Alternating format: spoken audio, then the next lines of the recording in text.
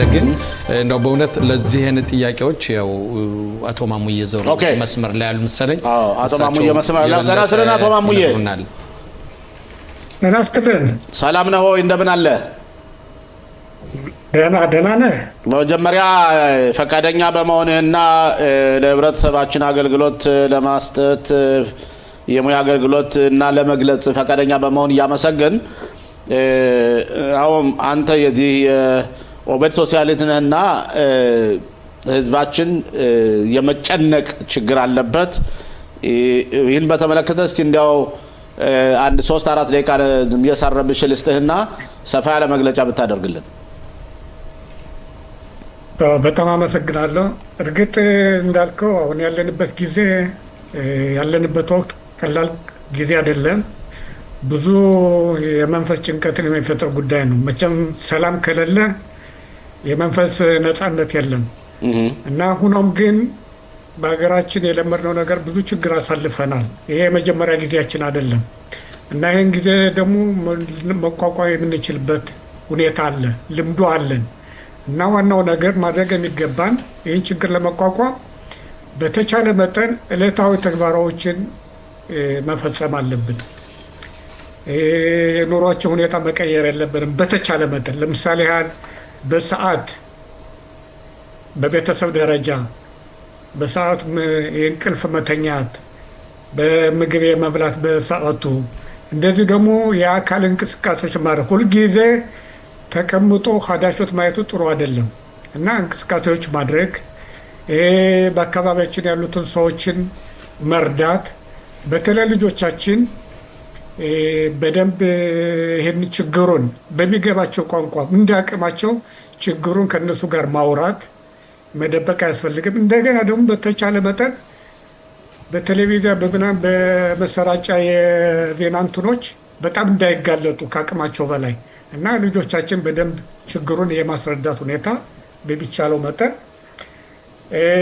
እንደገና ደግሞ ይሄ አዛቃ የሚባለው ሚቅላጥ ሄደር ማማድ የሚባለው ነገር ስሙ ለልጆችም ሊያስፈራ ይችላል ግን እኛ ማስረዳት ያለብን እነዚህ አዛቃ ሚቅላጥ ምናምን የሚባሉ የሚያስፈሩ ሳይሆን እንዲያውም እኛን ለማዳን የተሰሩ ናቸው እና ልጆች በፍርሃት ሳይሆን እንዲያውም ለእኛ የሚረዱ ናቸው አደጋ እንዳይደርስብን የሚጠብቁ ናቸው ብለን ካስረዳናቸው በሚቅላጡ አዛልቀው በሚጮህበት ጊዜ ላይፈሩ ይችላሉ እና እነዚህ ነገሮች በደለ ልጆቻችን በሚገባቸው ቋንቋ ማስረዳት እንደገና ወደ ሄደር ማማድ ሲሄዱ ከነሱ ጋር ሄደር ማማዱ ጥሩ ሁኔታ ሆኖ የምንጫወትበት የሚደሰበት ሁኔታ መፍጠር ያውለስ በተቻለ መጠን ያን ማድረጉ ጥሩ ነው እና ያለንን የመንፈስ ጭንቀት ሊቀንስ ይችላል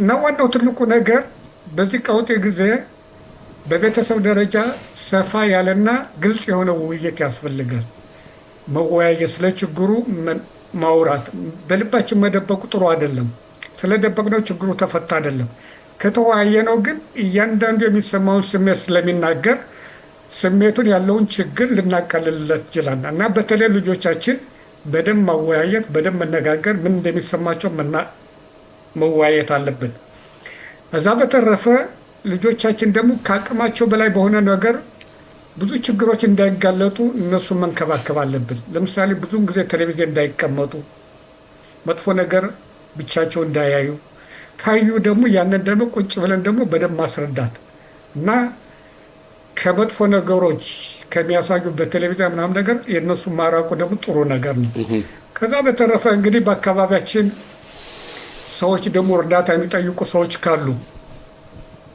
የምንችለው ከሆነ ሰዎችን መርዳት ይሄ ራሱ እንቅስቃሴ ለማድረግ ዝም ብለን መቀመጥ ሳይሆን ለሰው ከረዳን ደግሞ በሁኔታው ላይ የመቆጣጠር ችሎታ ስሜት ሊሰማን ይችላል እና በየዕለቱ የምናደርገው እንክብካቤዎች ድርጊቶች ካደረግን በአካባቢያችን የምንችለው ካለ ከረዳን በነገሩ ላይ መቆጣጠር ችለናል ማለት ነው እና ነገሩ በቀላሉ ልናሳልፈው እንችላለን ከዛ በተረፈ በእምነት በሁላችን የምናውቀው የእምነት ጉዳይ ነው ማመንም ደግሞ ያስፈልገናል ጸሎትም ያስፈልገናል እኛ አሁን ያለንበት ሁኔታ በእምነት የእግዚአብሔር የእስራኤል እግዚአብሔር አይተኛም እና ከኛ ጋር ነው ያለው። ጸሎት ካደረግነ ተስፋ ካደረግነ ይሄ ችግር ሊቃለል የሚችል እንጂ ለዘላለም የሚኖር አይደለም። እሺ አቶ ማሙዬ እዚህ ጋር አለች ግን ይህን ፈተና እናልፈዋለን። እሺ አቶ ማሙዬ እዚህ ከስራ ባልደረባችን የደጀን እዚህ ተወካይ ሻለቃ አይቼዋለሁና እንትን ሊጠይቀኝ ይፈልጋል። ከዛም ደግሞ አቶ ተስፋዬ ቢሻውማ አብሮን የስራ ባልደረባችን አለ፣ እሱም አብሮ ተሳታፊ ይሆናል። እስቲ ለመጀመሪያው ጥያቄ ላቶ ለመጠየቅ ሳይሆን እኔ አሁን የአቶ ማሙዬ የተናገሩትን ነገር እኔ እናንተ ባለፈው ሳምንት ተነጋግረን ተወያይተንበታል። በዚህ ዙሪያ በተለይ ልጆችን በተመለከተ ወደ አደጋ መከላከያ መጠለያ ክፍል ስንገባ ከልጆች ጋር ለመሆን እናንተም በዚህም በተለይ ልጆችን ወላጆችን በተመዞሪያ ተመልክተ የተነጋገርንበት ነገር አንደኛ አሁን ጥሩ ጊዜ ነው ማለት ይችላል። በአንዳንዱ መጥፎ ሰዓትም ጥሩ ሰዓቶች ይወጣሉ። ይሄ ምንድነው ስንቶቻችን ልጆቻችን በቅርብ የምናውቃቸው ስንቶቻችን ከልጆቻችን ጋር በቂ ጊዜ ሰጥተን ከነሱ ጋር ቁጭ ብለን የምንጫወትበት ወንዶች ከሚስቶቻቸው ጋር ሚስቶቻቸው ከባላቸው ጋር ለዚህ ጊዜ አያጡም። ነገር ግን ከልጆች ጋር በእውነት አሁን ግን ወደ ስራ ማንሄድም አሁን ምንም እንኳን የስራ ቦታውን ትንሽውን ቢከፈትም አሁን ወቅቱ ልጆች ጋር ቁጭ ብለን የምንጫወትበት የምንገናኝበት በተለይ ደግሞ ወደ አደጋ መከላከያ መጠለያ ክፍል በምንሄድበት ሰዓት አቶ ማሙዬ ቀደም ብሎ እንደተናገረው ልጆች በሚገባቸው ቋንቋ በእድሜያቸው እንደድሜያቸው ከእድሜያቸው የበለጠም ሳይሆን እንደድሜያቸው መጠን ያለውን ተጨባጭ እውነቱን መናገር ያስፈልጋል። ወደዛ ስንሄድም ቦታውን በሚገባበት ሰዓትም ልጆች የሚወዱትን የሚፈልጉትን ነገር በሙሉ ወደ አደጋ መከላከያ መጠለያ ክፍል ይዘን በመሄድ ከነሱ ጋር በመጫወትና ጭንቅላታቸው ወይም ሐሳባቸው ወደ ጦርነት ሳይሆን ወደ ጨዋታው እንዲሆን ማድረግ ይቻላልና ቢዚ ለማድረግ ማለት ነው። አቶ ተስፋዬ አለን አብረን? አዎ እየሰማሁ ነው። አቶ ተስፋዬ በትምህርት ጉዳይ በጣም ተስፋዬ አቶ ተስፋዬ ብዙ ጊዜ ከወጣቶች ጋር ነው የሚሰራው። የወጣቶችን የስነ ልቦና የማወቅ አቅምም አለውና አቶ ተስፋዬ እስቲ ለባለሙያ ወደ ሶሻሊስት ማሙዬ ዘሬ የምጠይቀው ጥያቄ ካለ? አዎ በድጋሚ ጤና ይስጥልኝ አቶ ማሙዬ። የኔ ጥያቄ በእውነት በምናሳልፈው ጦርነት በቤተሰብ ውስጥ ብዙ የሚከሰቱ ድርጊቶች አሉ። አይበለውና በብዛት አንዳንዶቹ ወላጆች የሚፋቱበት ጊዜም ነው። በጣም ብዛት ያላቸው የተፋቱበት ነው። ብዛት ያላቸው ወጣቶች ወደ ሱስ የሚገቡበት ሁኔታዎችም እየታየ ነው። አንዳንድ የጥራት መመሪያዎች እንደሚያሳዩት ይሄን ነገር እንግዲህ ብዙውን ጊዜ ምን አይነት መንስኤው ምንድነው፣ የመንፈስ ጭንቀት መንስኤው ምንድነው የሚለውን እዛ ላይ ትንሽ ተመልካቾቻችን የበለጠ መረጃ እንዲሰጡ እፈልጋለሁ። መንስኤዎች፣ እነዚህ ምልክቶች የሚታዩበት ዋና መንስኤው ከየት የመጣ ነው? ጦርነቱ ብቻ ሳይሆን በአካባቢያቸው በሚደርሰው ክስተት እነዛ ነገሮች ምን አይነት ጫና እየፈጠሩ ወጣቶች በአሁን ሰዓት ያሉበትን ደረጃ ላይ ያደርሳል። ከዚህ ጋር አያይዤ የምጠይቀው በእውነት ሻለቃይቸውም ጠይቋል፣ ምን ያህል አማርኛ ተናጋሪዎች አገልግሎት እየሰጡ ነው? ይሄ የስነ ልቦናን ምክንያት ባስመለከተ በጦርነቱም ባስመለከተ ብዛት ያላቸው አዲስ ገቢዎችም እያሉ ነው። እንግዲህ በሜንታሊቲ ያለንበት ሁኔታ የባህልም ግጭቶች አሉ። እነዚህን አስመልክቶ እነዚህ መንስኤዎች ምንድናቸው የሚለውን ጥያቄ መፍትሄ ለመጠየቅ ይፈልጋል። አቶ ማሙዬ ሰምታ ጥያቄው ሰፋ ያለ ነው በእውነት በተቻለ መጠን በተቻለ መጠን እንግዲህ በአሁኑ በተፈጠረው ወቅት ጊዜ ማየት ያለብን ችግሩን በጋራ ለመቋቋም ማሰብ እንጂ በእኛው የምንጣላበት ጊዜ አይደለም። ይሄ ደግሞ በእውነት በእግዚአብሔር ደረጃ ምክንያት ጥሩ አይደለም እና እኛ መጀመሪያ በእግዚአብሔር ደረጃ እንኳን የሚለው ከኔ ጋር ከምትስማሙ በፊት መጀመሪያ እናንተ በእናንተ ተስማሙ ነው የሚል። መጀመሪያ ራሳችን በዚህ ጊዜ ደግሞ ችግሩን በአንድ ላይ ካልተወጣ በተለይ በቤተሰብ ደረጃ ወላጅ ማለት የልጆች ኃላፊነት እስከሆነ ድረስ ኃላፊነት አለው። ኃላፊነት እስካለው ድረስ ለነሱ ምሳሌ መሆን አለባቸው። እነሱ ከተስማሙ ነው ልጆች ጥንካሬ ሊያገኙ የሚችሉ። እነሱ ባልና ሚስት ቢጣሉ ከሆነ የሚፋቱ ከሆነ እነሱ ብቻ አይደለም የተጎዱ ልጆቻቸውንም እየጎዱ ነው ማለት ነው። እና እስከዚህ ካሰቡ በወቅቱ ጊዜ የመስማማትና አንድ ሆኖ ችግሩን ልንቋቋምበት የምንችለው መንገድ መፈለግ እንጂ የመጣላት ሁኔታ የጊዜ ሁኔታ አይደለም። እና ይሄ ራሱ ምንድነው የሚሉት በዕብራይስጥ ጎላጽም ማለት ነው። እና ይሄ መሆን የለበትም። ሌላው የጠየቀው ነገር በእውነት ውጥረት ያለበት ችግር ያለንበት ሁኔታ ሰው መቼም በመንፈስ ሲጨነቅ ያን ጭንቀቱን ለማቃለል ወደ መጥፎ ነገር ሊሄድ ይችላል። ለምሳሌ ወደ ሱስ ምናምን አልኮል የመጠጣት ምናምን ነገር ያን ነገር ለመርሳት እና ይሄ ነገር ለተወሰነ ጊዜ ያስረሳል እንጂ መጨረሻ ላይ ሰውነታችንን እየጎዳ መጨረሻ ላይ የሱስ ተጠቂ ነው የምንሆነው እና መመለስ የማንችልበት ደረጃ እንደርሳለን። ስለዚህ ወላጆች ቅድምም እንደተባለው ወላጆች እና ልጆች እንዲያውም በዚህ ቀውጥ ጊዜ አጋጣሚውን ተጠቅሞ የበለጠ ግንኙነት የሚያቀራርበን ጊዜ ከፈጠርና ልጆቻችንም የተለየ ለውጥ ካላቸው ከመልካቸው ልናየውና ምክር ሰጥቶ ወደ መጥፎ ነገር ወደ መጠጥ ምናምን እንዳይሄዱ ልንመክራቸው እንችላለን እና ዋናው ነገር የመቀራረቡ የመወያየቱ ልብን ከፍቶ የመገናኘቱ ሁኔታ ያን ሊያቀራርብና የሚሰማንን ችግር ሁላ መወያየት እስከቻልን ድረስ የማይፈታ ችግር የለም እና በአሁኑ ሰዓት አንድነት ነው የሚጠይቅ። አቶ ማሙዬ እዚህ ላይ ቀደም ሲል የደረሰን መረጃ አለና አንዳንድ ችግር ያለባቸው ሰዎች ደውሎ መናገር ራሳቸውን እርዳታ ከፈለጉ ልክ ብዙ ሞክዲም አለ ወይ ሴም ማዕከላዊ ቦታዎች አሉ። ለሞኬድ መርካዝ ሀኮሰን የሚባል አለ። ከዛም ደግሞ ሞኬድ ትሚኻ ስዋ ነፍሺ የስምራ ቦና እርዳታዎች አሉ፣ ቁጥሮች አሉ። ከዚህ ላይ ምናልባት በእነዚህ ላይ እስቲ አንድ ሁለት ሶስት ቃላት የምትለው ነገር ካለ ጊዜ ስለሌለን ከዛ ፕሮግራማችን እንጨርሳለን። እንደው ከዚህ ጋር ያይዞም ደግሞ ምን ያህል ከኛ አብራክ ይወጡስ በዚህ አቶ ተስፋዬ ጠይቆ ነበር። በተለይ በሽማግሌዎች ስላሉ የባህልም ችግር ጋፕ ስላለ በአማርኛ ተናግረው ሰዎችን የሚያረጋጉና የሚያስረዱ አሉ ወይ እንዳንተ አይነት ሰዎች ማለት ነው? በመጀመሪያ ቅድም እንዳልከው ሽሎሞ ክፍት የሆኑ ቦታዎች አንድ ሰው እኛ ረድተነው ችግሩ የማይፈታ ከሆነ ከተለያዩ አገልግሎት መስሪያ ቤቶች መደወል ይችላል። ቁፓቶሊም አለ፣ ሆሴን አለ፣ ኢራን አለ፣ የተለያዩ ከዚህ ላይ እንዳየው መርካዝ ሲዋ ሆሴን የሚባል አለ፣ ብሪዩት አክላሊት አለ፣ ሹሩቴ ብሪዩት መካቢ አለ፣ የመውኸደት የኩፓት ሆሊ መውኸደት አለ፣ እንዲሁም የኩፓት ሆሊ ለኡሚትም አሉ። ምክንያቱም ሰው የተለያየ ኩፓት ሆሊም ስላለው ማለት ነው። ከነዚህ ሞኬዶች ቁጥራቸውን አግኝቶ ደውሎ መመካከር ይቻላል። ጥያቄው አማርኛ የሚናገሩ አሉ ወይ ነው ከነዚህ ቦታዎች? ከደራ አንቶኒ ሾሻና ያቋቋመችው ድርጅት አለ፣ ወስተት ጸጋ የሚባለው ማለት ነው።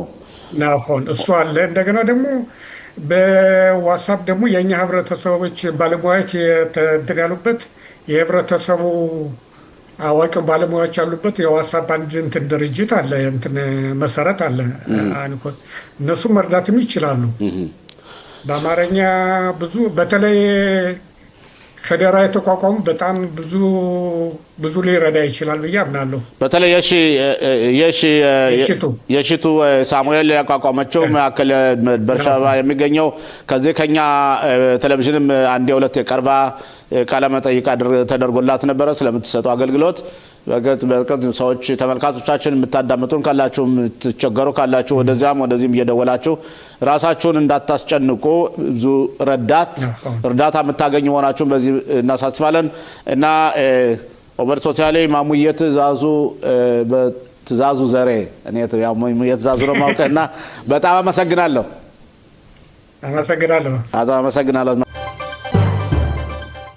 የክኔሴት አባል ዶክተር ጸጋ ፈንታውንም ትገኛለች። ጤና ይስጥልኝ ዶክተር። ጤና ይስጥልኝ አቶ ተስፋዬ። ጤና ይስጥልኝ አቶ ሽሎሞ። እንዲሁም ጤና ይስጥልኝ ዶክተር ጸጋ፣ እንዴት ነሽ? ደህና ነሽ ወይ?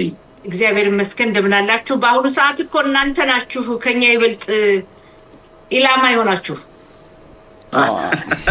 እናንተ ኢየሩሳሌም ከተቀደሰችው ቦታ ያላችሁት ዘና ፈታ ብላችሁ እያደራችሁ ነው። በእርግጠኛ ማዕከል ሀገር ያለ ነው ቢተኮስብንም፣ ግን ከኛ የበለጠ ደግሞ ዶክተር ጸጋ እንደምታዩ በእውነት በሚያሳዝን ሁኔታ ብዙ ተኩስ እየተተኮሰባቸውና እየተሯሯጡ ያሉት በደንበራችን አካባቢ የሚገኙት የሰሜኑ አካባቢ ሰዎች ናቸው። በተለይ ሂዝቦላ የኢራኑ ቡችላ ያደረገ ያለው መተኮስ በጣም ሰርፕራይዝ የሚያደርገውና ሁላችንም በእርግጠኝነት አንቺም ሰርፕራይዝ ሆነሻል ብዬ ገምታለሁ። እና አንዳንዴ እኛ የሰጠነው መረጃ ስንሰጠው የነበረው መረጃ ወታደራዊ መረጃዎች እንደዚህ ሂዝቦላ ጥንካሬ ያለው መሆኑን ትንሽ የራሳችን ያታለን መስሎ ይታየኛል። ጥሩ። በመጀመሪያ ደረጃ የሐማስ ነው የሂዝቦላ ሽብር ፈጣሪ ድርጅት ጠንካራ ነው ለምትለው ይሄን ያክል ጠንካራ አይደለም። ለምንድን ነው ይሄን የምለው? አሁን የሂዝቦላ ሽብር ፈጣሪ ድርጅት ከሰባቱ የኢራን መልእክተኞች አገራችን ለመጉዳት እንዲሁም ዓለምን ለማናወጥ ከፍተኛ ጥረት የሚያደርግ የሽብር ፈጣሪ ድርጅት ነው። በእውነትም ብዙ ተጠናክሮ ነበር። ግን አለመጠናከሩን የምታውቀው ባለፉት ጥቂት ወራት ባለፈው ዓመት ናስራላ መገደሉ ከዛ በኋላም ደግሞ አይታል በቢፐር አማካኝነት በዓለም የሚደነቅለት ተሰምቶ ታይቶ የማይታወቅ የመረጃ ድርጅታችን ሞሳድ የፈጸመው ድርጊት ገና ባለም ብዙ የሚነገርለት ድርጊት ተፈጽሟልና ሂዝቦላ ጠንካራ ነው ብሎ ሂዝቦላን ከኛ ኃይል ጋር ማወዳደር መስሎ አይታየኝም። አሁን ሂዝቦላ የሚፈጽመው ድርጊት አልሞት ባይ ተጋዳይ ነው። የሂዝቦላ ሽብር ፈጣሪ ድርጅት በሊባኖስ መንግስት ስር ያለ ነው፣ በአገር ስር ያለ ነው። እንደ ሐማስ አይደለም። ሐማስ አዛ ወይም ጋዛ ውስጥ የሚፈጽመው አገር አይደለም። እዚህ ግን አገር አለ። አድራሻው የሊባኖስ መንግስት ነው። በሊባኖስ መንግስት የፓርላማ ይሳተፋል። የፖለቲካ ተጫዋች ነው የሂዝቦላ ሽብር ፈጣሪ ድርጅት። በሀገሪቱ ውስጥ የራሱ የጦር ኃይል ያቋቋመ በኢራን ተልዕኮ ያደረገው ራሱ በአሁኑ ሰዓት አቶ ሽሎሞ እንዲሁም አቶ ተስፋዬ ታያላችሁ ሁሉም የምናየው ነው። የሊባኖስ ህዝብ ራሱ መንግስቱ ከህግ ውጭ አድርጎታል። የድርጅት ህዝቡ ምን ያክል ነቀፌታውን እያሰማ ነውና የሂዝቦላ የመጥፊያው ጊዜ እየተቃረበ ነው። አልሞት ባይ ተጋዳይ ነው። በእርግጥ ያሉት ሚሳኤሎች ሊተኩስ ይችላል። በዜጎቻችን ላይም ጥንቃቄ ያስፈልጋል። መቼም ጦርነት ቀላል አይደለም። በጦርነት የሰው ህይወት ይጠፋል። ጥንቃቄ ያስፈልገናል። ነገር ግን ያም ሆኖ የእስራኤል መከላከያ ኃይል የበላይነቱን ከሂዝቦላ ጋር በመካከለኛው ምስራቅ የታወቀለት ነውና ይሄንም ያክል የሞራል ድካም አያስፈልገንም። ሞራላችን ጠንካራ መሆን አለበት። ኢራን ድረስ ሄዶ የኢራንን የአየር ክልል ያንኮታኮተው አየር ኃይላችን የኢራን መሪዎችን የደመሰሰው ለሂዝቦላ ሽብር ፈጣሪ ድርጅት ይበገራል ብለን ማሰብ የለብንም። እንዲያውም ሞራላችን ከፍ ማለት አለበት። እርግጠኛ ነኝ በቅርቡ ድልን ተጎናጽፈን መካከለኛው ምስራቅ እንደሚለወጥና እኛ ጦርነት አንፈልግም በሰላም መኖር እንደምንችል። ዶክተር ጸጋ በእውነት የሊባኖስንና አካባቢውን የሰሜኑን ነዋሪ ከሰሞኑ ድንገት በእውነት ሰፋ ያለን እኔ ልጠይቅሽ የምፈልገው ፖለቲካን ባስመለከተ እንዲያውም ከፕሮግራማችን በፊት ያቀረብነው ዘገባ ነበር። የጠቅላይ ሚኒስትር ቢንያሚን ኔታንያሁና የገንዘብ ሚኒስትር ስሞትሪች ያዘጋጁት ዘገባ። እሱን ካየም በኋላ ይሄ ንግግራቸው ምክንያቱም በጀቱን ባስመለከተ ብዛት ያላቸው የማዘጋጃ ከንቲባዎች አነጋጋሪ ሆኗል። ምክንያቱም የሰሜኑም የደቡብም ክፍል ከንቲባዎች መልሶ መገንባትን ሁኔታ የበጀት ማጠር ሁኔታ ያለ እንዴት እንደዚህ ይደረጋል የሚል አንዳንድ ትችቶች እየተሰሙበት ነው። ይሄንን ባስመለከተ አያይዘሽ መጠየቅ የምፈልገው በጀቱን ባስመለከተ እንግዲህ ብዙ ጥረቶች እየተደረጉ ነው በጀቱን ለማሳለፍ። በዚህ ጉዳይ ላይ እንወያይና የሚከተለውን ጥያቄ ጠይቅሻል። በመጀመሪያ ደረጃ የእስራኤል የዚህ ዓመት የ2026 ዓመታዊ በጀት ይጸድቃል። አያጠራጥርም ለመጽደቁ። ምክንያቱም በክነሴት በርካታ ድምፅ አለን፣ ይጸድቃል። ሌላው በእርግጥ ገንዘብን በተመለከተ ተመልከት። በዚህ ዓመት የዓመቱ በጀታችን 700 ቢሊዮን ሸቄል ነው፣ ወይም በዕብራይስጡ 700 ሚሊያርድ የምንለው ነው። 700 ቢሊዮን ሸቄል በጣም በጣም ብዙ ገንዘብ ነው። ከዛ መካከል ወደ 70 ቢሊዮኑ የሚሄደው የሰሜኑንና የደቡቡን ክፍል በጦርነት የተጎዳውን መልሶ ማቋቋም ነው። እንደተለመደው ተመልከቱ። ዓመታዊ በጀት በሚካሄድበት ሰዓት ይቅራውን ጦርነት ሆኖ ሰላም ባለበት ጊዜም እያንዳንዱ መዘጋጃ ቤት እያንዳንዱ መስሪያ ቤት የበለጠ ገንዘብ ለማግኘት ሲል በጀቱ በቂ አይደለም ነው የሚለው። አንድም ሰው የተመደበልን ዓመታዊ ገንዘብ በቂያችን ነው እናመሰግናለን የሚል አትሰማም። ሁልጊዜ ያለው ምንድነው የበለጠ ለማግኘት ነው እና የተነበረ የተለመደ ነው። ነገር ግን አመታዊ በጀት ተመድቧል። አመታዊ በጀቱ ይጸድቃል። 700 ቢሊዮን ሸቄል ነው። ከዛ ውስጥ እንኳን ለትምህርት ወደ 105 ቢሊዮኑ ለትምህርት ሚኒስቴር ነው የሚሄደው። ያው እንደምናውቀው የሀገራችን አመታዊ በጀቱ ብዙውን ጊዜ ወደ መከላከያ ሄዱ ነው የሚሄደውና የተመደበው ገንዘብ በቂ ነው ብትለይ ሙሉ በሙሉ በቂ አይደለም። ነገር ግን የተመደበው ገንዘብ ከሀገራችን ካለው ሀብት ጋር ሲወዳደር ካለው ከደረሰው ጉዳትና መልሶ ለማቋቋም የደቡብና የሰሜኑን ክፍልን በተመለከተ የተመደበው በቂ ነው ብዬ ገምታለሁ ለጊዜው። ይሄ ደግሞ በጀት አትርሱ፣ በየጊዜው ድሮ የነበረ በየ2 አመቱ ነበር አመታዊ በጀት። ይሄ የአመቱ የዚህ አመት ብቻ በጀት ነው። ያ ማለት በጀቱ በዚህ ወር ይጸድቃል። በጀት ጸደቀ ማለት መንግስታችን የተረጋጋ አስተዳደር ይቀጥላል። ያው በቅዱ መሰረት በጥቅምት ወር 4 አመት ይሞላልና ምርጫ ይካሄዳል ማለት ነው። አንዳንዴ በጀት ስለማያልፍ መንግስት ይወድቃል ብለው የሚጠብቁ ሰዎችም ነበሩ። እንደማይሆን እያየነው ነው። መንግስታችን ይቀጥላል። አላማችን አሁን ወደ ጦርነቱና ድል መጎናጸፍ ነው። ከዚህ ጋር አያይዤ መጠየቅ የምፈልገው በእውነት የአክራሪ ሃይማኖተኞች ወይም ማሪዲ የምንላቸው የውትድርና መልመላን ህግ ባስመለከተ በእውነት ሲጠበቅ የነበረ ህግ በአሁኑ ሰዓት እንግዲህ ይሄ ህግ እንደማያልፍ ነው አንዳንድ መረጃዎች ያሉን። በዚህ ጉዳይ ላይስ ምን ትያለሽ ዶክተር? አቶ ተስፋዬ እንግዲህ በመጀመሪያ ደረጃ የሃሪዲዎች በውትድርና ያገልግሉ የሚለው ሁኔታ እስራኤል ከተመሰረተችበት ጊዜ አንስቶ አወዛጋቢ ነው። አንድም ጊዜ በእስራኤል ይሄ ነገር በህግ ጸድቆ አያውቅም። ብዙ ጊዜ ይነገራል፣ ያነጋግራል፣ ነገር ግን ጸድቆ አያውቅም። ማለት ሃሪዲዎች ይመልመሉ በብሔራዊ ውትድርና የሚለው አንድም ጊዜ አልጸደቀም እና አሁንም ቢሆን ያለው ምንድነው በዚህ በእውነት በቅርቡ ይሄ ነገር ያልፋል ተብሎ ተጠብቆ ነበር። ነገር ግን ጦርነት ስላለ አወዛጋቢ የሆኑ ህግጋቶችን በጦርነቱ ማምጣት አንፈልግም። የምናመጣው ይሄንን በተመለከተ ጦርነቱ ካበቃ በኋላ ነው። ስለዚህ ጦርነቱ ካበቃ በኋላ ይሄ ነገር ይመጣል ብዬ ገምታለሁ። ማለት ሐሳቡ እንዲጸድቅ በህጉ ግን አንድ ነገር አለ አቶ ተስፋዬ። የሃሪዲዎችን ጉዳይ እየወሰድን እንደሆነ እነዚህ አክራሪ ሃይማኖት የሚማሩት በውትድርና የማያገለግሉትን ስንወስድ የነሱ ጉዳይ የሚነሳው በየጊዜው የፖለቲካ ጥያቄ ነው። በእውነት ታስቦበት አይደለም። ምሳሌ ብሰጥ የሃሪዲዎችን ጉዳይ በተመለከተ ይነሳል፣ የአረቦቹ አይነሳም። የአረቦቹ ቁጥር ከሃሪዲዎቹ ይበልጣል። እነዚህ ሃይማኖት ጠባቂዎች ሃሪዲዎች ቁጥራቸው ከአረቦች ጋር ሲወዳደር ዝቅተኛ ነው። በእስራኤል ሀገር 2,100,000 ወይም የእስራኤል ህዝብ 22% አረቦች ናቸው። እነዚህ አረቦች ምንም አገልግሎት አይሰጡም። ብሔራዊ ውትድርና ይሄዱ ወይም ደግሞ ብሔራዊ አገልግሎት የምንለውን አይሰጡም። ውትድርናውን ይገባናል፣ ብሔራዊ አገልግሎት እንኳን አይሰጡም እና የአረቦችን ጉዳይ ያነሱትም ለምን? የግራ ክንፎች ሃሪዲዎች ከቀኝ ጋር መንግስት ስለሚያዋቅሩ ከጠቅላይ ሚኒስትሩ ጋር አብሮ በመሆናቸው የሚነሳ ነው። ሌላው አንዘንጋ፣ ብዙ ሰዎች በእውነት ሳይፈሩ የሚናገሩት አለ። የእስራኤል መከላከያ ኃይል ሃይማኖታዊ አይደለም። የእስራኤል መከላከያ ድርጅቱ ሃይማኖታዊ አይደለም። እነዚህን ሃይማኖታዊ ሰዎች በብዛት አሁን እናገልግል ብለው ቢሄዱ የነሱን የኑሮ ዘዴ አመቻችቶ ማስተናገድ አይችልም። ይሄ ሲባል አያገልግሉ ማለት አይደለም።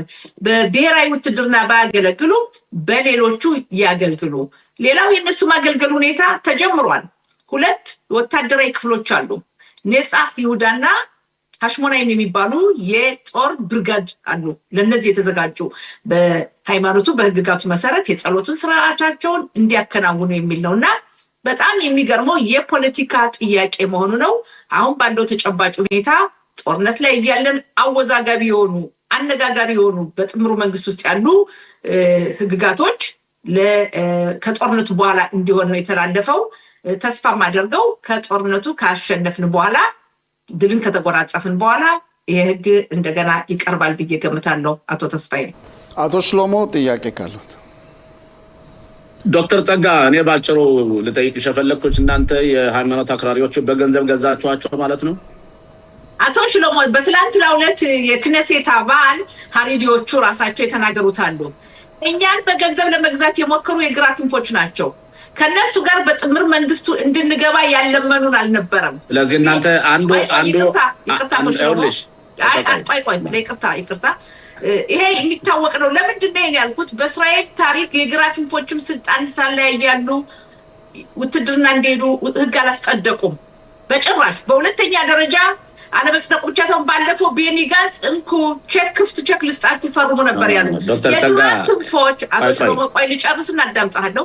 አቶ ሽሎሞ የግራ ክንፎች ይሄን ካሉ ለምን አረቦች ብሔራዊ ውትድርና አያገለግሉም? ውትድርና ለምን ብሔራዊ አገልግሎት ወታደር ያልሆነ ያገልግሉ ብለው አይናገሩም? የአረቦች ቁጥር ከነዚህ ሃይማኖተኞች ይበልጣል። ዶክተር ጸጋ ያውልሽ አንዳንዴ ሃይማኖተኞች ከቀኝ ክንፍ ጋር ስለሚሄዱ ልጠይቅሽ ያ ነው ትልቁ የእናንተ ዶክተር ጸጋ አንዳንዴ ምን አለ መሰለሽ እኔ አትወዳት እኔ አንቺን አይ ሪስፔክት አለኝ በጣም አከብርሻለሁ እኔም አከብራለሁ ቆይ ግን አንዳንዴ ምን መሰለሽ የአረቦችን ጉዳይ ደጋግመሽ ታነሻቸዋለህ እውነትም ነው መነሳትም አለበት አንዳንዴ እኮ ገዢው መንግስት እኮ እናንተ ናችሁ ማለትም አረቦች ለምሳሌ ብሔራዊ ውትድርና እንዲያገለግሉ የሆነ ወይ ውትድርና እንዲያገለግሉ የማድረግ ግዴታችሁ የናንተ ነው ለምሳሌ አሁን እናንተ ያገልግሉ ብላችሁ ህግ አቅርባችሁ የተቃዋሚ ፓርቲዎች ለምሳሌ ቢቃወሙ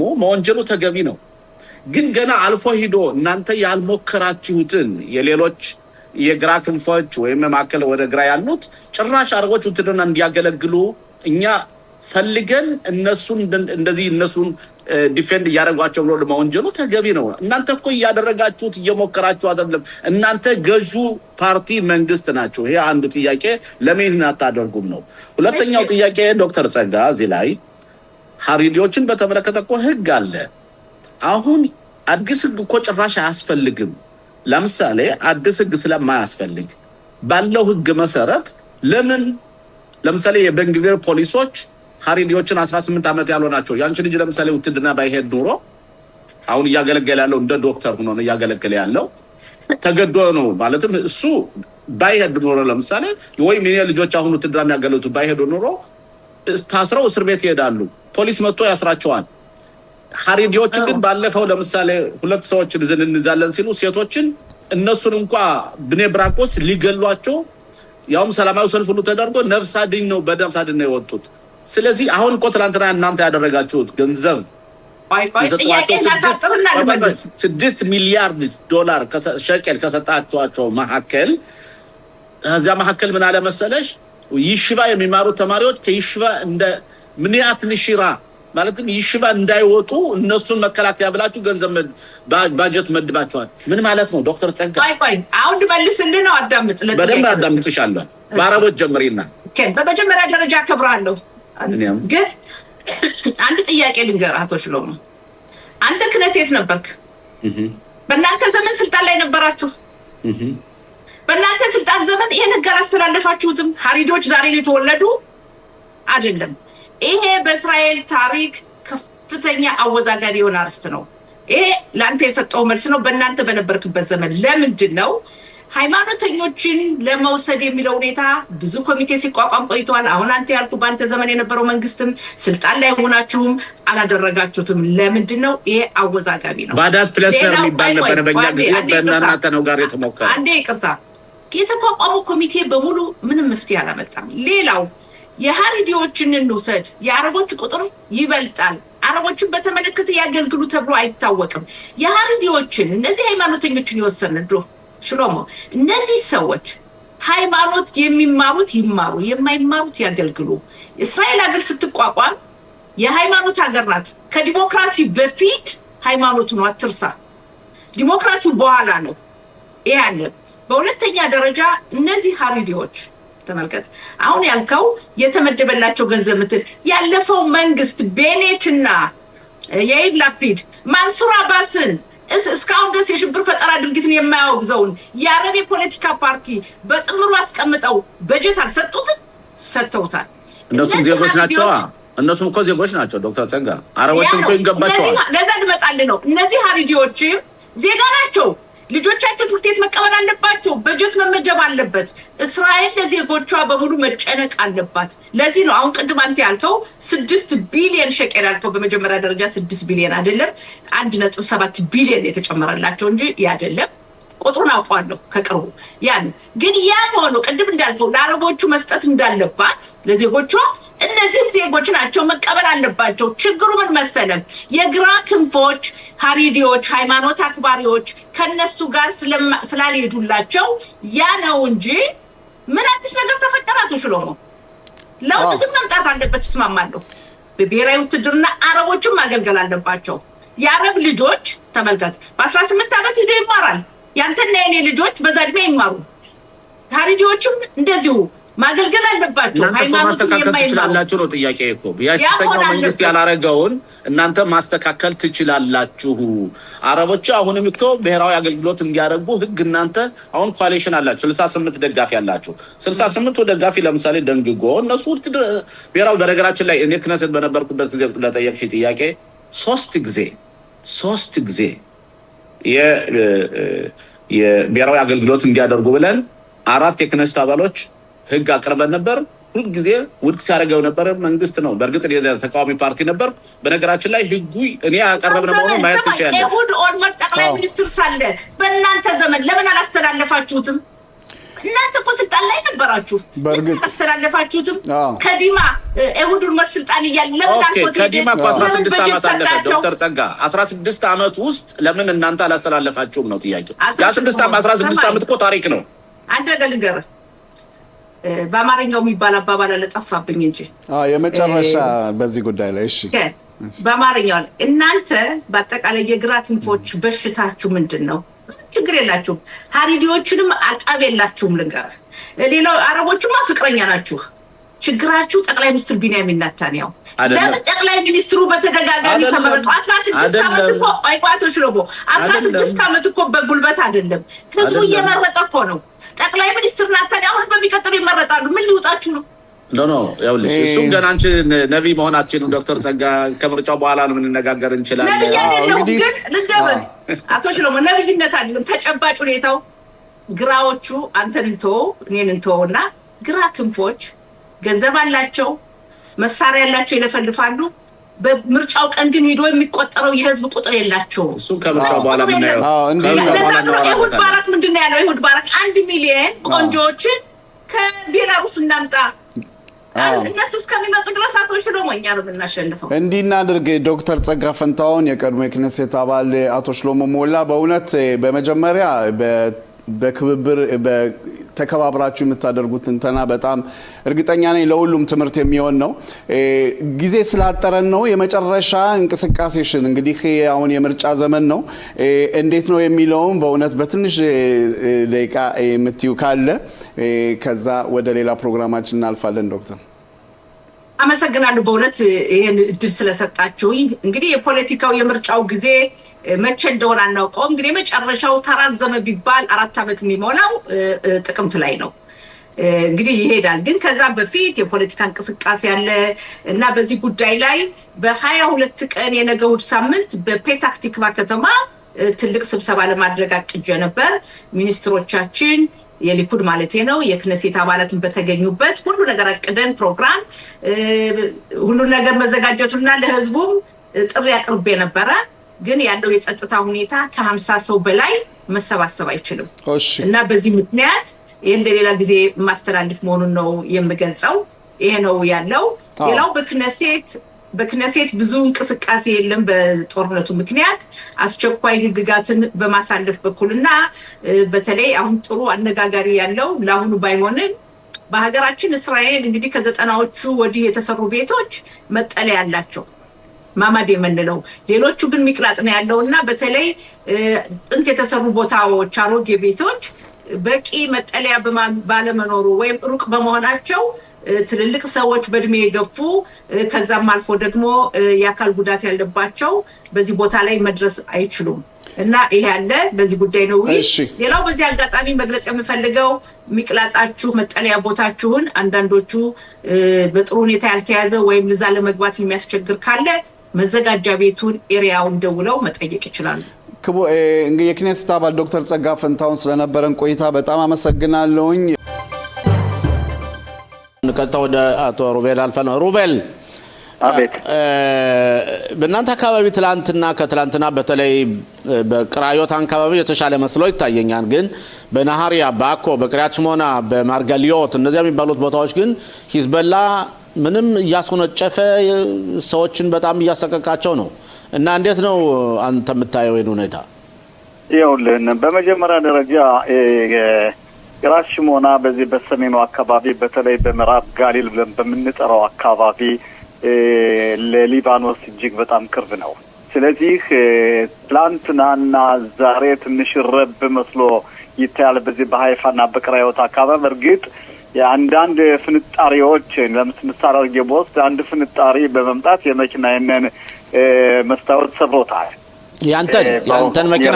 አዎ የኔ መኪና። አንተ ማለት መኪና ከተቀመጠ ከቤት ታቆምከው ነው ወይስ እየሄድክ ነው? አቆምኩበት ኻናያ ወይንም መኪና ካቆምኩበት ቦታ ላይ ነው እንግዲህ መስታወቱን ነመቷን ፍንጣሪ እንትን ያለው ይሄን ነገርን በህጉ መሰረት ሞልቻለሁ።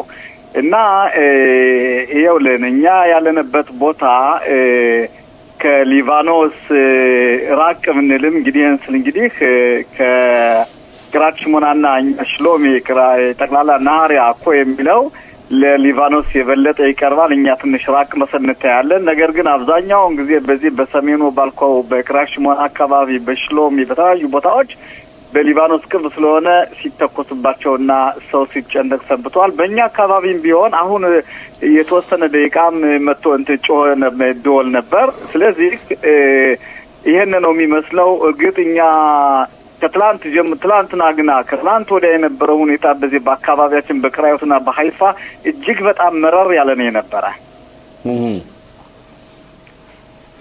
ገባኝ። ማለት ግን የበረር ያለ ሁኔታ ነው። ግን ህዝቡ ያለው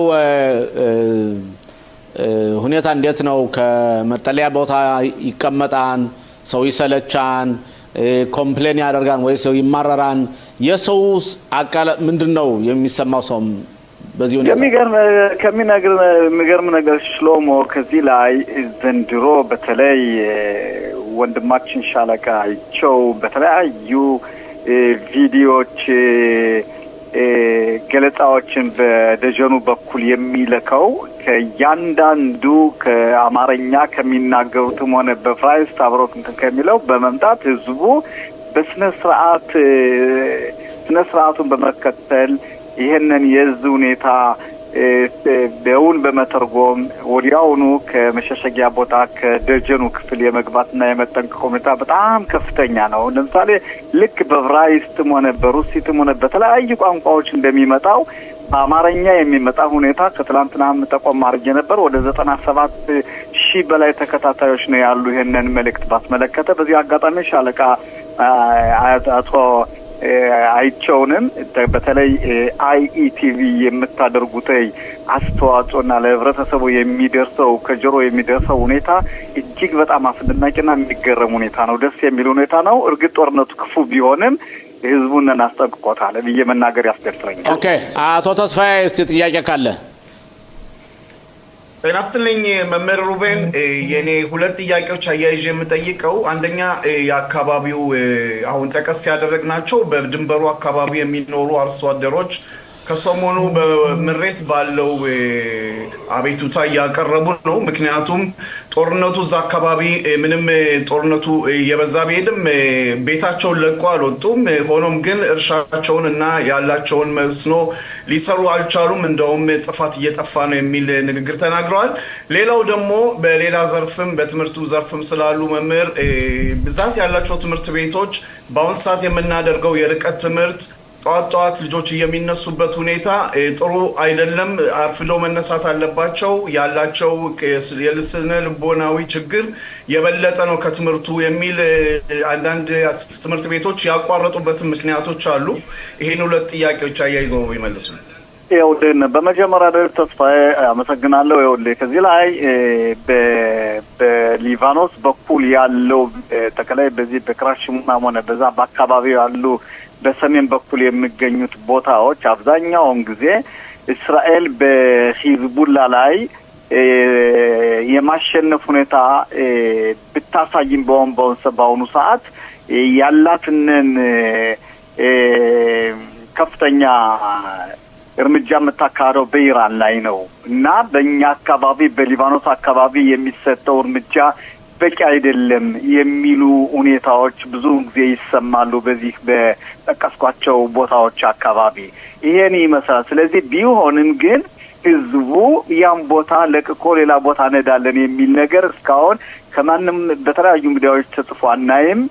ህዝቡ ከዛው ሞታችን ከዛው ያድርግ የሚል ሁኔታ ነው አቋም ያላቸው እና በእስራኤል መንግስት ላይ ከፍተኛ የሆነ ዛቻ አድርገዋል። ምክንያቱም ያለውን በኢራን ያለው ከኢራን የሚደረገውን ጥቂያ በሊባኖስ መሆን አለበት የሚሉ ናቸው። ይሄን ባስመለከተ ልጆችን ባስመለከተ በምናይበት ጊዜ እኔ እንጃ እኔ በመምህርነቴ ልጆችን ጠዋት ስትቀሰቅሳቸው ለትምህርት ሳይሆን ለድወል የመጣ መስሎ እንጂ የሚነሱ ለትምህርት ተዘጋጅተው የተነሱ መስሎ አይታይም። ስለዚህ የሩቅ መማሩ ሁኔታ የተለያዩ ልጆችን አስቀድመን እናስነሳቸው የሚለው እንቀስቅሳቸው የሚለው ሁኔታ ለልጆች ጥሩ ሁኔታ ይሰጣም ብዬም አላምንበትም። እንደገናም ደግሞ የትምህርቱ ሁኔታም ትክክለኛ ትምህርት እየተካሄደ ነው በዙምም ሆነ በርቀት ትምህርት የሚለውን ነገር በደንብ አድርጎ ለመናገርና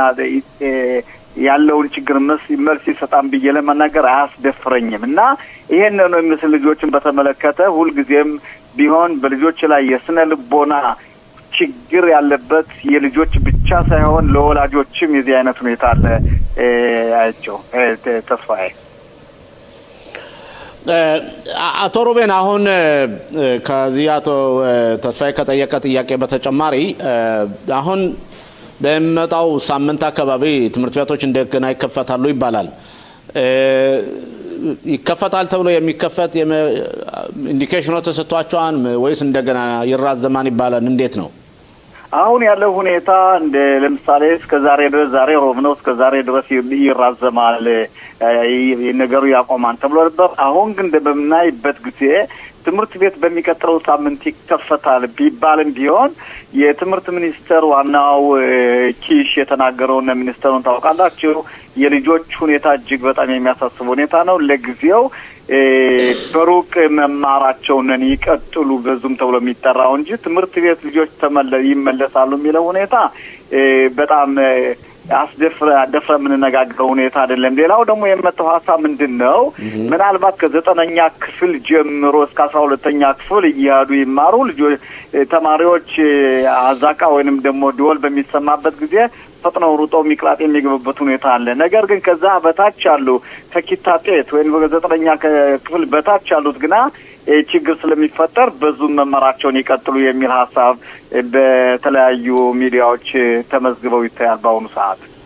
አቶ ሩቤል የእስራኤል መከላከያ በሁለት አቅጣጫ በተለይ በሂዝቦላና በኢራን ላይ ከፍተኛ ፊልሚያ እያደረገ ነው ማለት እችላለሁና በርግጥ ከኢራን ጋር ያለው ፊልሚያ አጋጆቻችን አሜሪካውያኖች አሉ።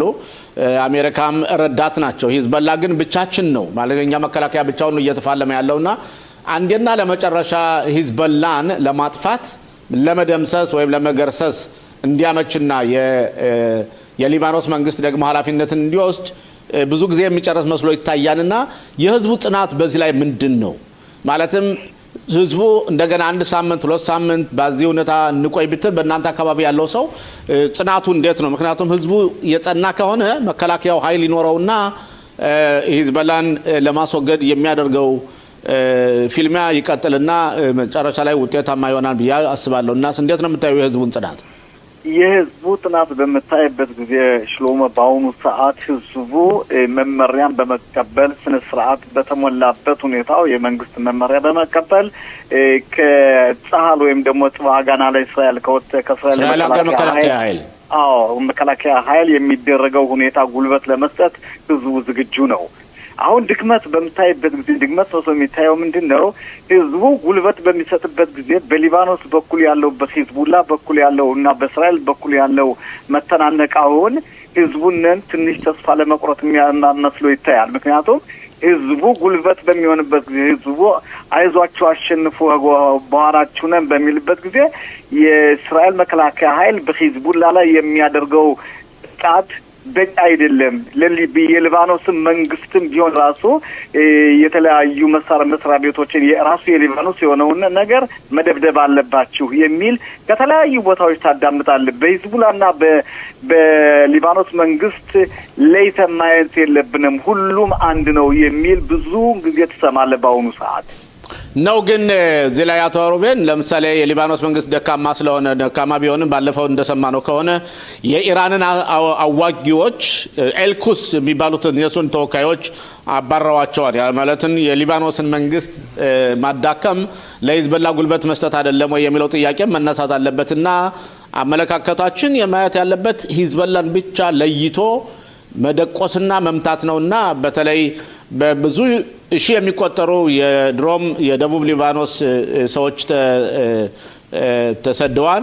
በተለይ በደቡብ ሊባኖስ ላይ አንድ የክርስትና ሃይማኖት መሪም ተገለዋል። እሱም በተመለከተ በዓለም አቀፍ ደረጃ ከፍተኛ ዘገባ ሁሉ ተደርጎ ነበር። ኬላ የሚባለው ከገጠር ማለት ነውና የዚህ አካባቢ የክርስቲያኖችስ አመለካከታቸው ምንድነው? የምትሰማው ነገር ካለ? ይኸውልህ በመጀመሪያ ደረጃ ኤርኩት የሚሉት የኢራን የሂዝቡላ ደጋፊዎች በሊባኖስ የነበሩት እውነት የሊባኖስ መንግስት ገፍቶ አባሯቸው ሳይሆን በእስራኤል ጥቃት የሚደረገው ነው ያንፈርተው ነው እንጂ እውነት የሊባኖስ መንግስት ተጽዕኖ አድርጎባቸው አይደለም። የዚህ አይነት ሁኔታ አለ። በሁለተኛ ደረጃ በደቡብ ሊባኖስ ሲኖሩ የነበሩ ጠቅላላ ነዋሪዎች በሙሉ እየለቀቁ ወደ ሰሜን ሊባኖስ ተሰደዋል። ብዙዎች በተለይ ከባህር ውጭ ማን ነው የሚባለው ከሊታኒ ወደዛ እየተሰደዱ ነው የሚገኘው። ይሄ ተገደለው የተባለው የክርስቲያን መሪ ብለ የጠቀመው ለምሳሌ ሃይማኖታዊ መሪ የጠቀስከው ለምሳሌ በምናይበት ጊዜ ምን ጊዜም ቢሆን እስራኤል አደረገችም አላደረገችም በዓለም በኩል የሚመጣውን ወቀሳ በእስራኤል ላይ አዲስ ነገር አይደለም። ይሄ ነገር ሊያስደነግጠን አያስፈልግም። ምክንያቱም አሁን ያለው ሁኔታ ምንድነው?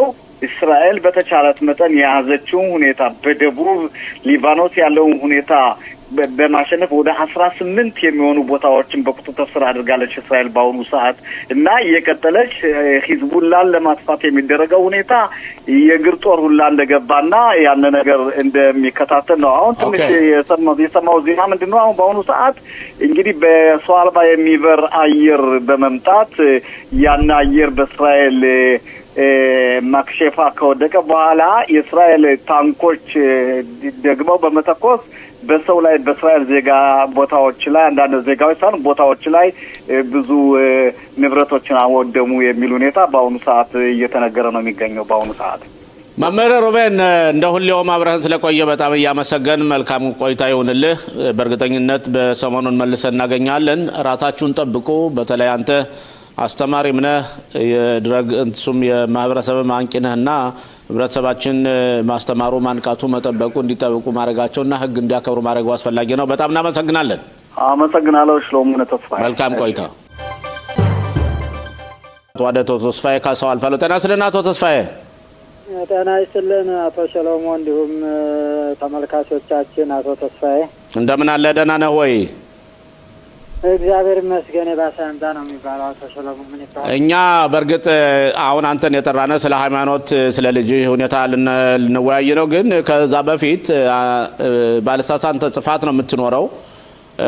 ጽፋትም ያው መርካዝ ቅሊጣው ሃይማኖት የጠፋችበት አካባቢ ነው። እናንተ አካባቢ አሁን በከፍተኛ ደረጃ ሂዝቦላ ሮኬቶችን እየተኮሰ ነውና እናንተስ እንዴት እያሳለፋችሁት ነው? ያው የሀገር አቀፍ ጉዳይ ስለሆነ ማለት ነው። መጀመሪያ ወደ ሃይማኖት ከመሄዳችን በፊት እሺ፣ አመሰግናለሁ አቶ ሰሎሞ። ያው በቅድሚያ ኢቲቪ የቴሌቪዥን ፕሮግራም ሁልጊዜ ለህብረተሰቡ ስለ ሃይማኖት ያለውን ሁኔታ ስለምታስረዱልን በጣም እናመሰግናለን። ያው በእኛ አካባቢ እንግዲህ ትንሽ ጠንከር ያለ ነው። ሂዝቦላ ለኛ ቅርብ ነው። እንደ ኢራኑ ጊዜም የለንም። ቶሎ በሚደውልበት ሰዓት ላይ ወደ ሚክላጥ ነው የምንገባው። አንድ ሁለት ጊዜ ወድቋል። እዚህ አንድ ጊዜ ባዶ ቦታ ላይ ነው የወደቀው። አንድ ጊዜ ደግሞ ከሰዎች ቤት ነው የወደቀው። ግን ሰዎቹ ማማድ ውስጥ ገብተው ስለነበረ አምልጠዋል። ያው ቤቱ የተጎዳበት ሁኔታ አለ ነው የተባለው። ያው አለ እንግዲህ ወደ ምክላጥ እየገባን እንደ ማንኛውም ህብረተሰብ ነው ያለ ነው። ኦኬ እሺ ከዛ እንግዲህ በእናንተ ራሳችሁን ጠብቁ። አንተ እንዳልከው በእርግጥ እናንተ ወደ ሊባኖስ ድንበር ቀረብ ያላችሁ ስለሆነ ተምዛግዚግ ሮኬቶች ከሂዝቦላ የሚመጡት ቀድመው እንደሚደርሱ ነው። እስቲ ስለ ሃይማኖት እንምጣና አሁን እናንተ ሰሞኑን ምን መረጃ አላችሁ? ምን ነገር ተሰርቷል? ማለትም ምን እየተሰራ ነው? በእርግጥ ሀገራችን ላይ ጦርነት ላይ ቢሆንም ህይወትን መቀጠል አለበትና ባለፈው የክነሴት ስብሰባ ከተደረገ በኋላ ምን ነገር አዲስ ነገር ተገኘ ካለ ነው እንግዲህ? ይሄ ነው የሚባል አዲስ ነገር የለም እውነቱን ለመናገር። ያው ግን አሁን እናንተ ከመደወላችሁ በፊት አንድ ሰዓት ላይ ኢየሩሳሌም መጥተው ነበረ የኛ የፖሊስ ተወካዮች፣ ትልቅ ማዕረግ ያላቸው ማለት በትልቅ ኃላፊነት ደረጃ ያሉ ሁለት ሆነው ከጽፋት አንድ ፖሊስ ጋር መጥተው ነበረ። ያው እነሱም በዚህ ጦርነቱ በጎን ቢኖርም እኛ እሷን አረሳናትም፣ ስራው እየተሰራ መሆኑን ልንነግራችሁ ነው።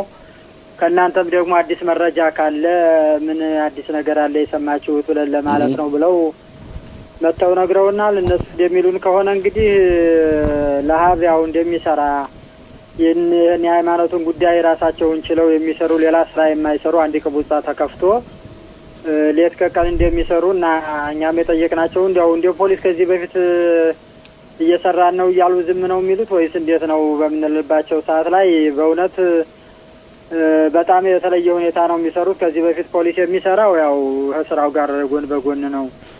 እነዚህ ግን የእሷን ቴክ ብቻ ይዘው እየሰሩ ነው። ውጤት ሲያገኙ ብቻ ነው ለእናንተ የሚነግሯችሁ እንጂ እየሰሩ እንደሆነ ልናሳውቃችሁ ነው። ይሄ ነው አዲስ ነገር ያለው እንጂ ሌላ ይሄ ነው የሚባል አዲስ ነገር የለም።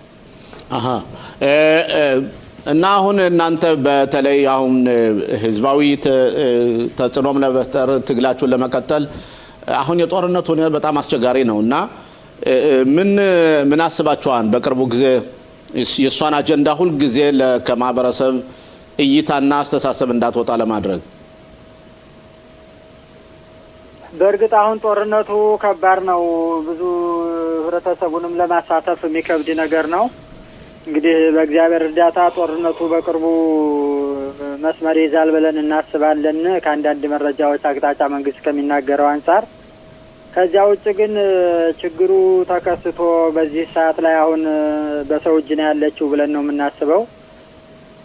ሰውየው ተጠለፈችበት ቦታ ሚቅላት ላይ ወስዳት ይችላል፣ እንዴቱን አይሆን የሚለው ነገር ብዙ ጭንቀቱ በጣም ጨምሮብናል።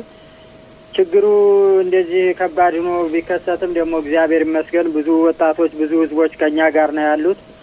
እኛ ቤት ተቀምጠን እነሱ በቴልአቪቭ በኢየሩሳሌም በተለያየ ቦታ ድምጿን እያሰሙት ነው።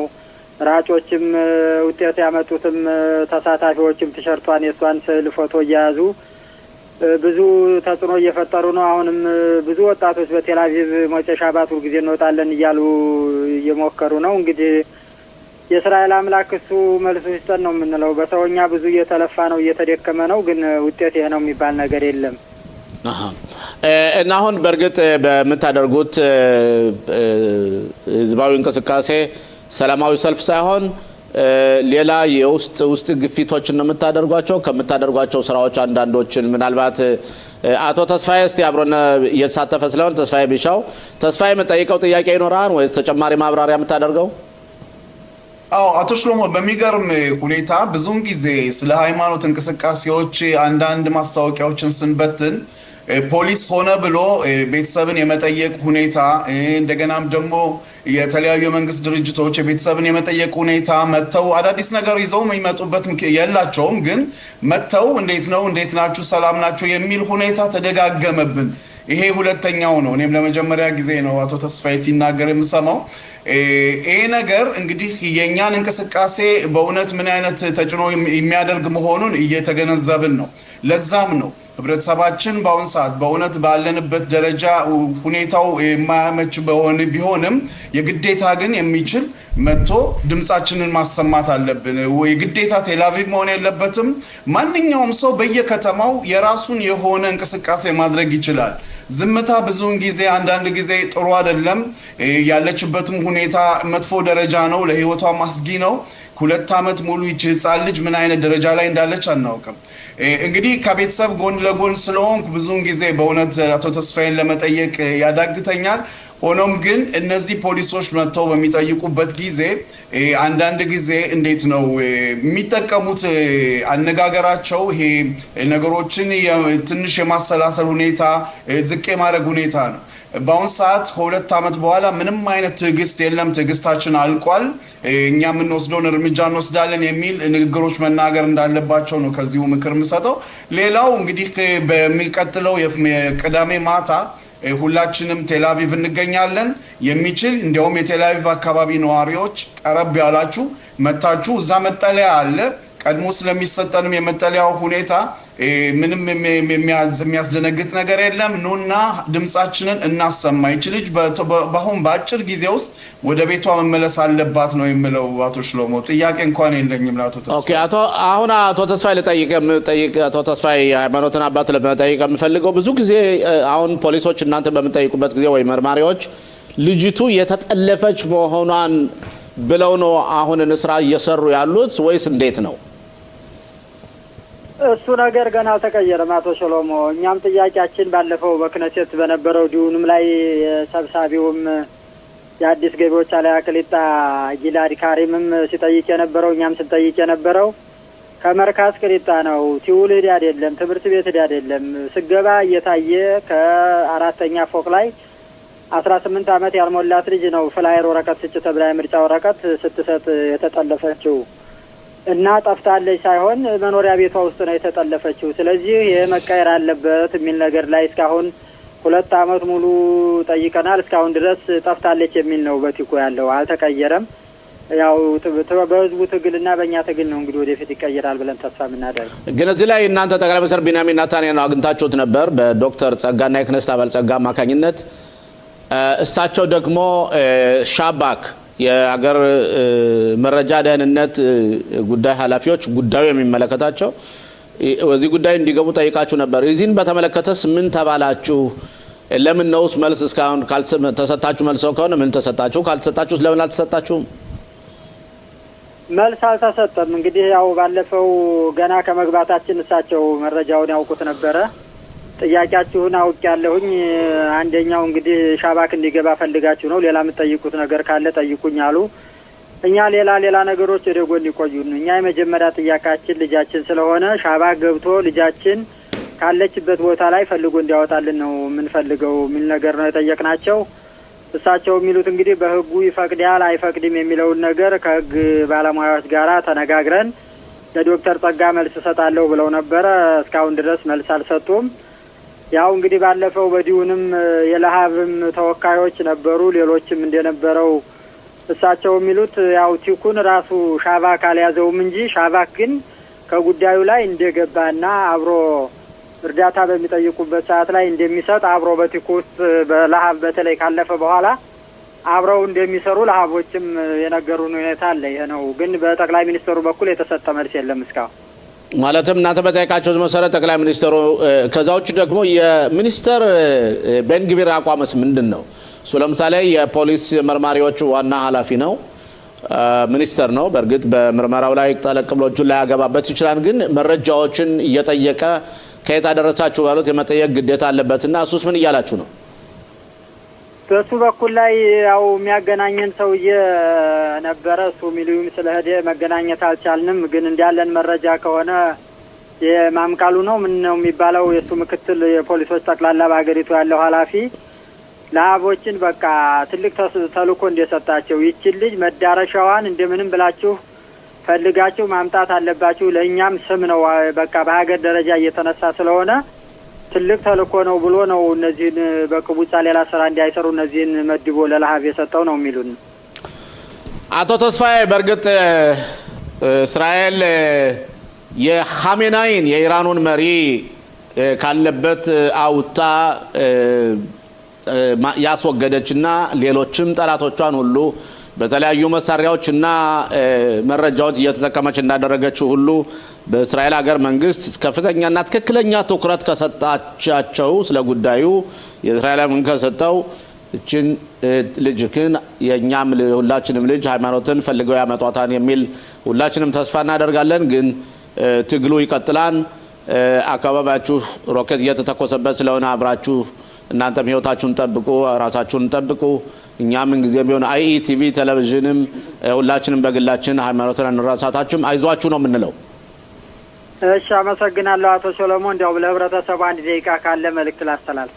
ምን አለ አጠር ያለ ጊዜያችን እየሄደ ስለሆነ አጠር ያለ። እሺ አመሰግናለሁ። ITV ፕሮግራም ያው ህብረተሰቡን ምለው ትግሉ እስካሁን ከጎናችን አልተለየ በጠየቅነው ሁሉ በጣም እናመሰግናለን። ሃይማኖት ግን እስካሁን ድረስ ስላልተመለሰች ስለ ሃይማኖት ይሄ ነው የሚባል መረጃ ስለሌለ ሁሉም እንደ ልጁ እንደ ራሱ ልጅ የኔ ልጅ ብጠፋስ የሚለውን ጥያቄ በራሱ በመጠየቅ በፌስቡኩም በቲክቶኩም በኢንስታግራሙም በሚገኘው መገናኛ ብዙሃን ሁሉ ድምጻቸውን እንዲያሰሙ በቴሌቪዥን ደግሞ ወጣቶች ቅርብ የሆኑ በዚያ በኩል ላይ ተገንተው በሞጨ ሻባት ሁሉ ጊዜ በዚያ ሰላማዊ ሰልፍ ስለምናደርግ እንዲያግዙን ከጎናችን እንዲሆኑ ስል ነው የማሳልፈው። አመሰግናለሁ። አመሰግናለሁ አቶ ተስፋዬ። ሁለተኛ እስከምንገናኝ ድረስ ደህና ቆይልን። እግዚአብሔር ይስጥልኝ። ከጎኔም ሻለቃ አይቸው እንደዚሁም ከኢትዮጵያ የእስራኤል አምባሳደር ክቡር ዶክተር አብርሃም ንጉሴም ከኛም ጋር ይገኛሉ። ጤና ይስጥልኝ ክቡር አምባሳደር። ጤና ይስጥልኝ አቶ ተስፋዬ፣ እንዲሁም አቶ ሽሎሞ፣ አቶ አይቸው፣ አድማጮቻችን፣ ተመልካቾቻችን በሙሉ ጤና ይስጥልኝ ክቡር አምባሳደር። እንግዲህ እንኳን ደህና መጡ። በመጀመሪያ በእውነት ያለንበት ትኩረት የምናደርገው በዛሬው ውይይታችን ያለንበት ሁኔታ ተጨባጭ ሁኔታ በዚሁ በመካከለኛው ምስራቅ የጦርነቱን ባስመለከተ ዶክተር እንግዲህ እርስዎ አምባሳደር የሚገኙት ኢትዮጵያ ነው። የኢትዮጵያ መንግስት በዚህ ጦርነት ላይ ምን አቋም አለው? የአፍሪካ መሪዎችስ እንዴት እያዩት ነው በሚለው እስኪ ሰፋ ያለ ትንተና እናድርግና ከዛ ወደ ሌላ ጥያቄዎች እንገባለን። አምባሳደር እንግዲህ ያው አሁን ያለውን ጦርነት በተመለከተ በእውነቱ በኢትዮጵያ መንግስትም የወጣ መግለጫ የለም። ስለዚህ አቋማቸው ይሄ ነው ማለት አልችልም እና በአጠቃላይ ባለው ሁኔታ ላይ ያው ጦርነቱ እንደሚታወቀው የመካከለኛው ምስራቅ ጦርነት ስለሆነ በዚህ ሁኔታ ላይ የተሰጠ መግለጫ ወይም ደግሞ የአቋም መግለጫ የለም።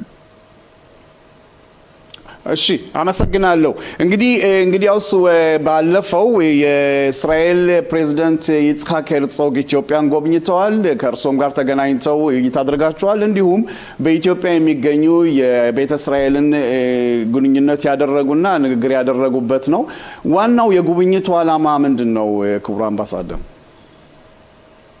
የጉብኝቱ ዓላማ ያው እንደሚታወቀው የኢትዮጵያና የእስራኤል ወዳጅነት ብዙ ሺህ ዘመናትን ያሻገረ ታሪካዊ የሆነ ልዩ ወዳጅነት ነው ያለው በሁለቱ ህዝቦች መካከል ለረጅም ዘመናት። አሁንም ባለው ሂደት ላይ ያ የረጅም ዘመን ታሪካዊ ወዳጅነት በዘመናዊ መልክ እጅግ በጣም እየተጠናከረ ይገኛል።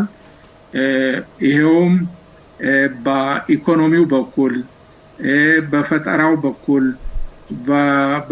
በቴክኖሎጂው በኩል እንዲሁም በእርሻው በጤናው በደህንነቱ በሁሉም ዘርፍ ግንኙነታችን በጣም እየጠበቀ እየሄደ ነው። የፕሬዝዳንቱ ጉብኝት ይሄን የታሪካዊውም ሆነ አሁን ያለውን የወዳጅነት ከፍተኛ ደረጃ መድረስ በበለጠ ለማጠናከርና የእሳቸውም ጉብኝት ደግሞ ይሄን የበለጠ እንደሚያጠናክረው በማመን ነው። በጉብኝታቸው ላይም በጉብኝታቸው ጊዜ በዚህ በኢትዮጵያ እጅግ በጣም በከበረ ሁኔታ በትልቅ ክብር ነው የኢትዮጵያ ሕዝብም ሆነ የኢትዮጵያ መንግስት ፕሬዝዳንታችን የተቀበሏቸው። አዲስ አበባ በሙሉ በፕሬዝዳንት ይስሐቅ ሄርዞግ ፎቶና በእስራኤል ባንዲራ አሸብርቃ ነበረ የቆየችው። ከዚያም ባሻገር ያው በፕሬዝዳንቱ ጋር ከፕሬዝዳንቱ ጋር በጣም ጥሩ የሆነ ግንኙነት ነበር ከፕሬዝዳንት ታዬ አስቀስላሴ ጋር። ከዚያም በኋላ ከጠቅላይ ሚኒስትር ዶክተር አብይ አህመድ ጋር ጥሩ ውይይት ነበር። የውጭ ጉዳይ ሚኒስትሩም እንደዚሁም ደግሞ ከአዲስ አበባ የከተማ አስተዳደር ከንቲባዋ ጋር እና ከውጭ ጉዳይ ሚኒስትሩ ጋር በመሆን የአድዋን ሙዚየም ተጎብኝቷል። በአንድ ላይ የቤተ መንግስቱም ጎብኝተናል። የሳይንስ ሙዚየምም ተጎብኝቷል። ከዚያም ባሻገር ደግሞ የማህበረሰባችን ያው ከዚህ በአዲስ አበባም ሆነ በጎንደር ወደ እስራኤል ሀገር ለመምጣት መጠባበቅ ላይ ያሉ ወገኖቻችን የነሱን መሪዎች በፕሬዝዳንቱ ጽህፈት ቤት ጥያቄ መሰረት ከጎንደርም መሪዎችን አምጥተን እንዲመጡ ሆኖ ከዚህም ያሉት የማህበረሰቡ መሪዎች በመሆን በአንድ ላይ እንዲሁም ከዚህ ያሉ በአዳናውያን ወይም ደግሞ በተመን የመጡ ይሁዲዎችም ከነሱም ወኪሎች የሀባድም ወኪሎች እና አንዳንድ በዚህ በኢትዮጵያ በአዲስ አበባ ውስጥ ለብዙ ዘመናት ለብዙ አመታት የተቀመጡም እስራኤላውያን ወኪሎች በአንድ ላይ በመሆን ሰፋ ያለ ውይይት ከፕሬዝዳንቱ እና ከልኡካን ቡድናቸው ጋር አድርገናል። በጎንደር እና በአዲስ አበባ የሚጠባበቁ ወገኖቻችንም ያው መሪዎች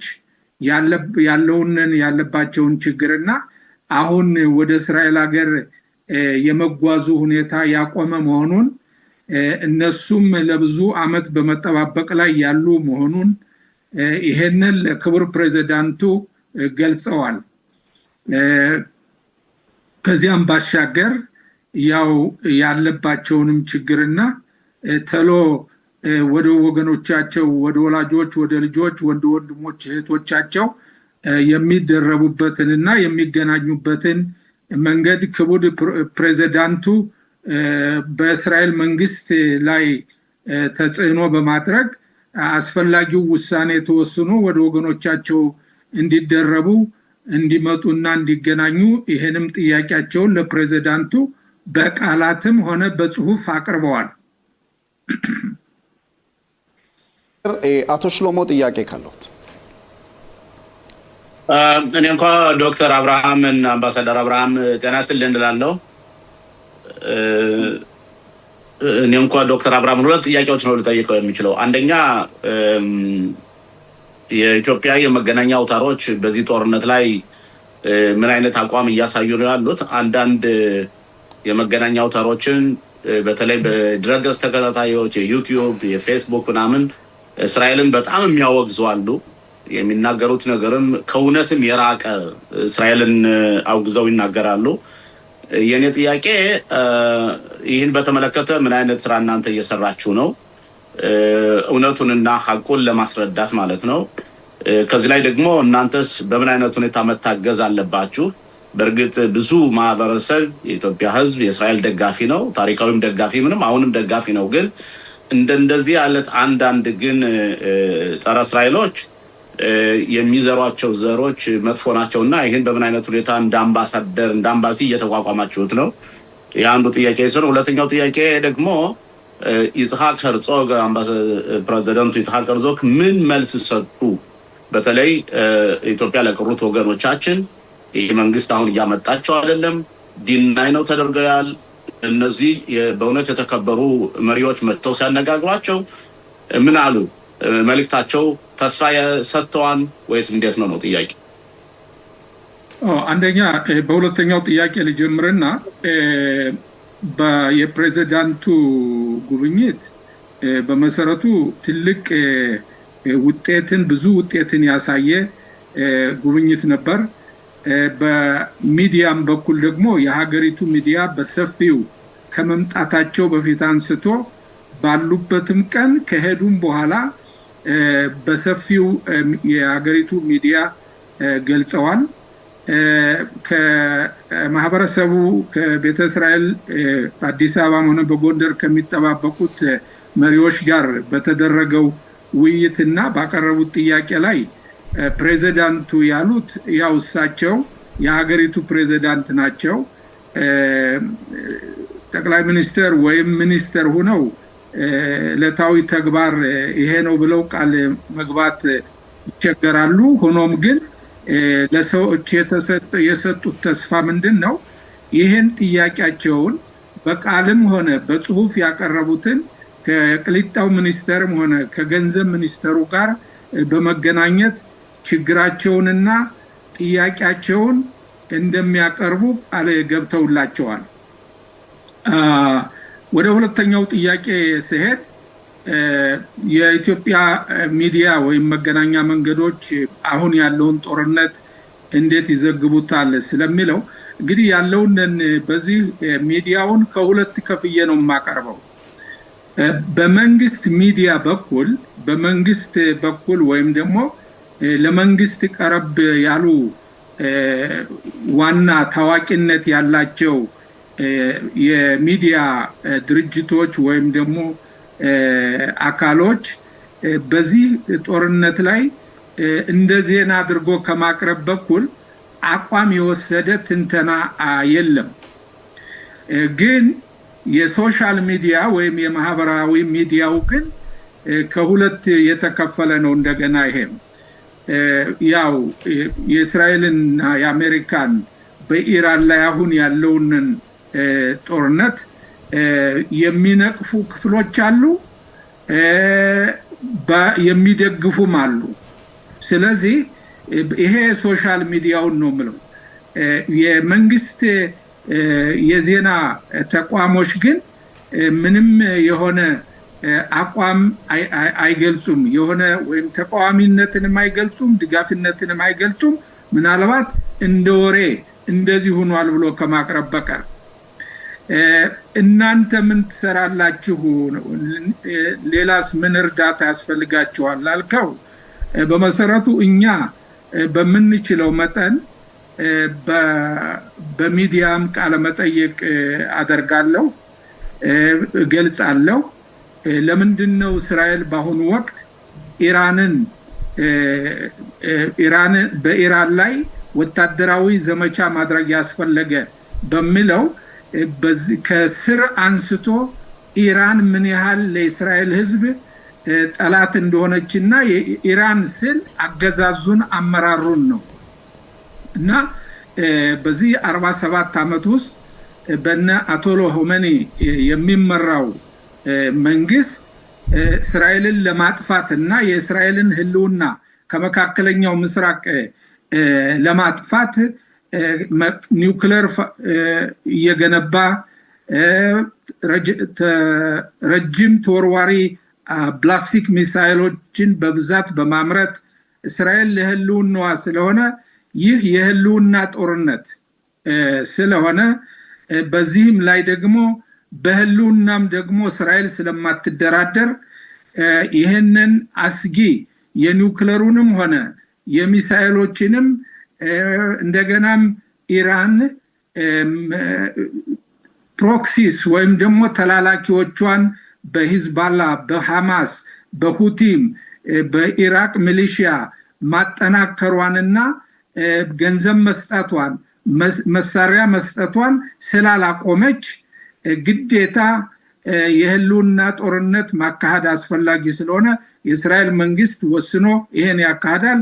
አሜሪካኖችም በዚህ ሁኔታ ላይ አምነውበት የዓለምንም ጸጥታ ለማስከበር የነሱንም ደግሞ ጥቅምም ለማስከበር ከእስራኤል ጎን አብረው በአንድ ላይ በመሰለፍ ጦርነቱ በመካሄድ ላይ ይገኛል። ይሄም ጦርነት ደግሞ ፍትሃዊና ትክክለኛ የሆነ የእስራኤልን ህልውና የሚያስጠብቅ መሆኑን ይሄን በደንብ አድርገን በዚህ ባለው ሚዲያም ሆነ በተለያዩ ስብሰባዎችም እናስረዳለን። የመጨረሻ ጥያቄ የሚሆነው እንግዲህ ባሳለፍነው ቀናቶች ውስጥ በእስራኤል የፑሪም በዓል በጦርነቱ ምክንያት በከፊሉ እንደውም መጨረሻ ሙሉ በሙሉ ሳይከበር ውሏል ማለት ይቻላል። በእናንተ በማህበራዊ ኑሯችሁ ውስጥ በቢሮ በኤምባሲ ውስጥ እንዴት አከበራችሁ? ስለማክበርስ ነበራችሁ ማለት ጊዜው ነበረ ለዚህ ጉዳይ? አዎ በእውነቱ እዚህ በእኛ በአዲስ አበባ ያለነው ሰራተኞች በመሰባሰብ አንደኛ መጊላት አስቴርን የማንበብ እድል አጋጥሞናል፣ አንበናል። እንዲሁም በዓሉን ከዚህ የዲፕሎማቶች ልጆችም ሆነ የዲፕሎማቶች ቤተሰቦች በአንድ ላይ በመሆን በሀባድ መሪ ራቭ መሪነት በዓሉን አክብረን ውለናል። ክቡር አምባሳደር ዶክተር አብርሃም ንጉሴ በእውነት ለሰጡን ትንተናና ለነበረን ቆይታ በጣም እናመሰግናለን። ሻባት ሻሎም፣ መልካም ሳምንት እንመኛለን። ሻባት ሻሎም፣ መልካም ሳምንት።